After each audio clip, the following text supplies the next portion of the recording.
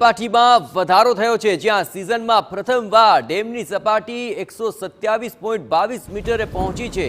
ડેમની મહત્તમ જળ સપાટી 138.68 મીટર છે અને મહત્તમ સપાટીએ પહોંચવાથી માત્ર 11.46 મીટર દૂર છે જળ સપાટી। ઉપરવાસમાંથી 1,97,987 ક્યુસેક પાણીની આવક થઈ છે અને આવક સામે માત્ર 40,247 ક્યુસેક પાણીની જાવક કરવામાં આવી રહી છે। સરદાર સરોવર ડેમ 60% ઉપર ભરાઈ ચૂક્યો છે।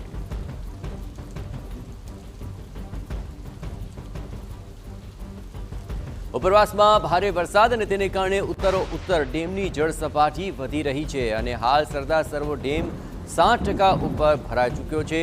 સિઝનમાં પહેલીવાર 127 મીટરની આસપાસ આ સપાટી પહોંચી ચૂકી છે અને મહત્તમ સપાટીથી માત્ર 11.46 મીટર દૂર છે જળ સપાટી। જે રીતે મહત્તમ પાણીનો આવરો થઈ રહ્યો છે તેની સામે જાવક અત્યારે પ્રમાણમાં ઓછી છે।